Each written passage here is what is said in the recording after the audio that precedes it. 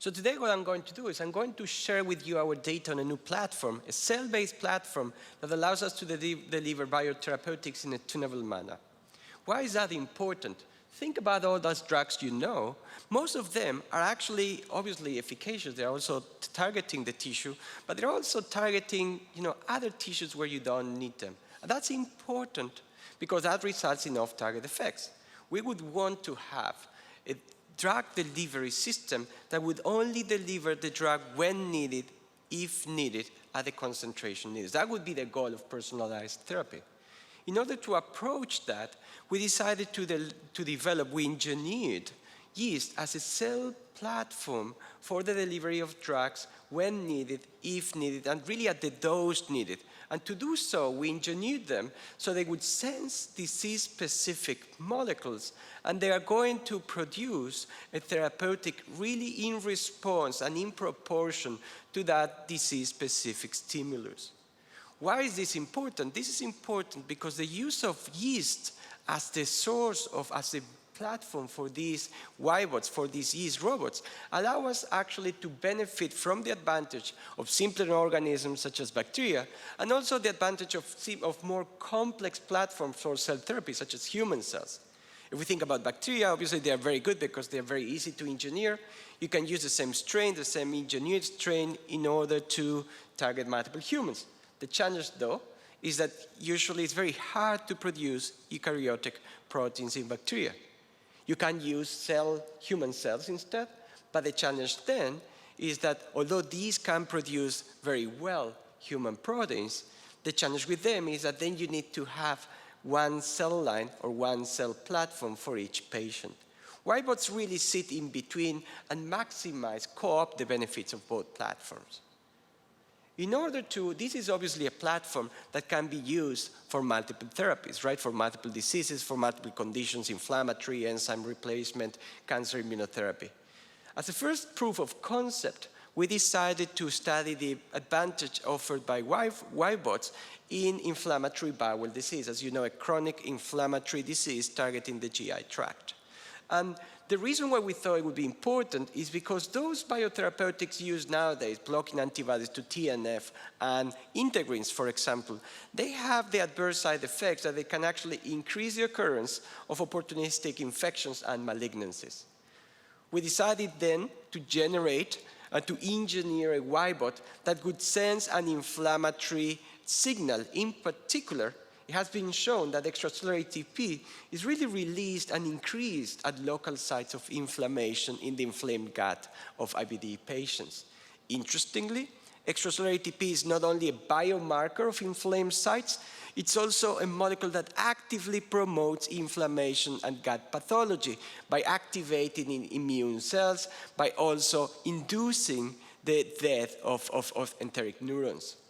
The other important thing we did is actually we engineered our yBOTs so they would turn that signal associated with local inflammation. They would turn the extracellular ATP into adenosine, a highly anti-inflammatory molecule. So we optimized these yBOTs and we tested them. The first thing we wanted to test is whether they were able to deliver their cargo in a really tunable and localized manner as we have expected. You can see in the panel that you have in the middle of that screen, you can see that in naive mice, right, there's no increase in extracellular ATP levels. That's why those yellow dots are really at the base of the line. But when we induce colitis, and in this specific model we induce colitis in the colon, obviously, so you can see that there's a local increase in extracellular ATP levels, specifically in the large intestine. That is what those yellow dots show you. And what was interesting to us was that we could detect a significant activation of the yBOT program, of the yBOT genetic circuit, specifically in those areas where there is inflammation. So that means that we have engineered yBOTs that can really deliver the therapeutic cargo when needed. So the next question is, how do they work? First thing we did was to treat them in a therapeutic setup, and as you can see here, they can significantly decrease clinical symptoms or clinical signs of gut inflammation, at least in this preclinical model. Interestingly, They were as good as benchmark therapeutics we use, basically blocking antibodies to TNF and integrins. When we analyze actually the molecular or the immune mechanisms by which they worked, first of all, we were able to show that yBOTs were able to suppress inflammation by both suppressing the activation of effector T cells in this specific model while expanding regulatory T cells. On top of that, yBOTs were able to suppress fibrosis, a very important point because fibrosis is an important contributor to IBD pathology in patients, yet a contributor to pathologies that is not properly addressed. And finally, yBOTs were able to kept and reverse the dysbiosis that is associated with IBD by them and then preserved anti-inflammatory components of the gut flora.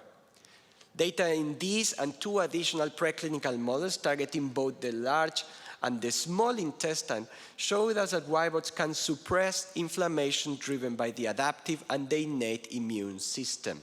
They can also expand regulatory cells, and as I highlighted, they can also suppress fibrosis, which is an important contributor to IBD.